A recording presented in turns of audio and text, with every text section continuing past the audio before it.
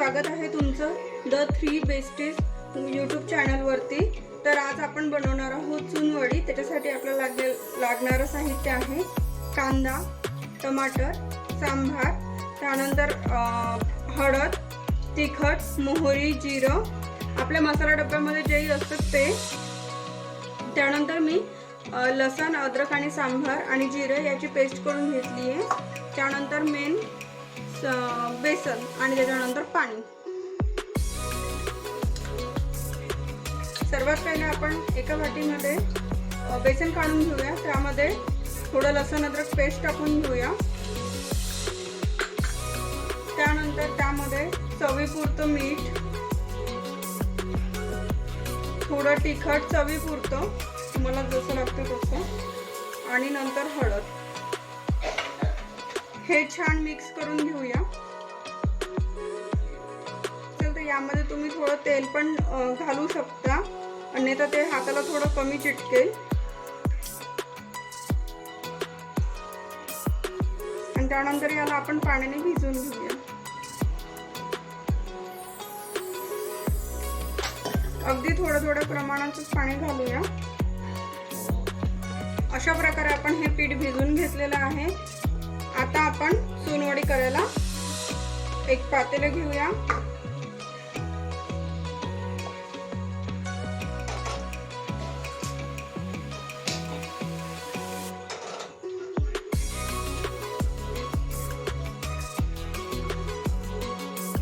आपण एक पातेलं घेतलंय, त्यामध्ये आपल्याला भाजीपुरतं जेवढं तेल लागतं ते तेवढं घेतलंय। तेल छान तापून घेऊया। त्यानंतर त्यात छान थोडं जिरं, मोहरी टाकूया, आणि हा मी मगाशी जे बोलली होती लसण अद्रकचा पेस्ट, तो थोडा 1 चम्मच।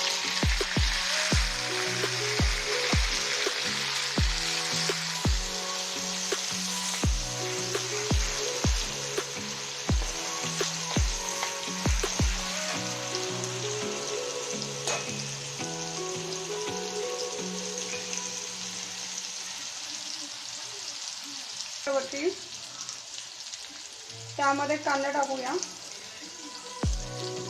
आणि कांदा थोडा लालसर होईपर्यंत परतून घेऊया।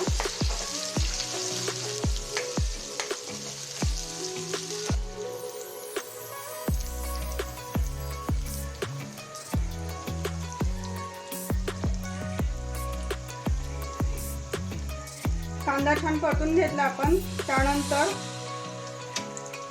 लाल तिखट, तुम्हाला किती लागतं त्यावर डिपेंड आहे। माझ्याकडे थोडं तिखट खातात म्हणून थोडं तिखट। हळद, थोडा मसाला, तुमच्यावर डिपेंड आहे मसाला टाकायचा नाही टाकायचा, आणि मीठ।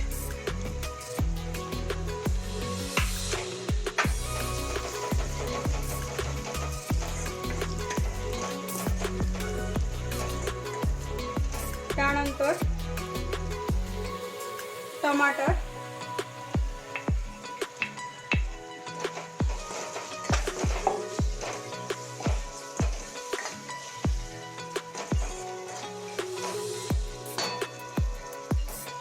आणि थोडासा सांबार।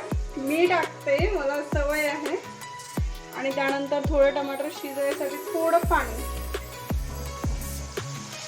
अगदी थोडं।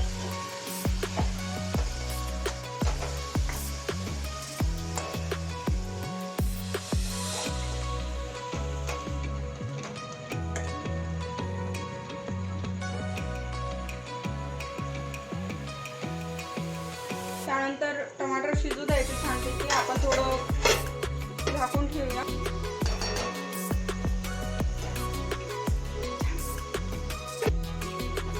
त्यानंतर आपण बघूया टमाटर शिजले का व्यवस्थित।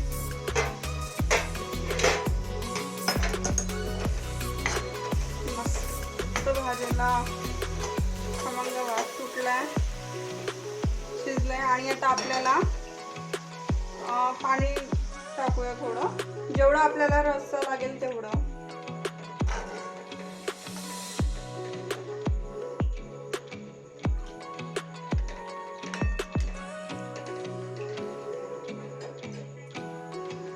आणि याला कळ येईपर्यंत राहू द्यायचं.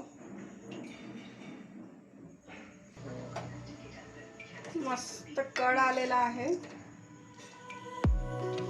थोडा गॅस वाढवूया आपण.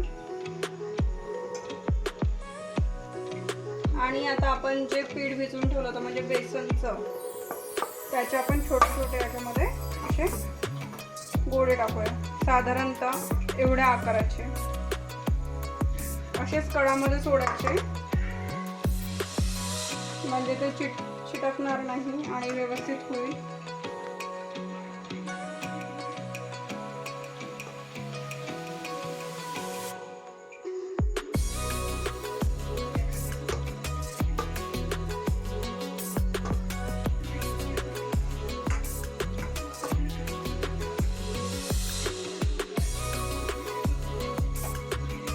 आपल्या वडा टाकून झालेला आहे.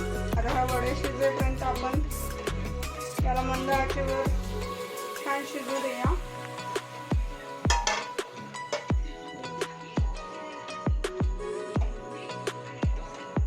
आता आपण थोडं बघूया झालेत का. छानपैकी आपल्या वड्या शिजलेल्या आहेत आणि आपण छानपैकी वरून सांबार टाकूया.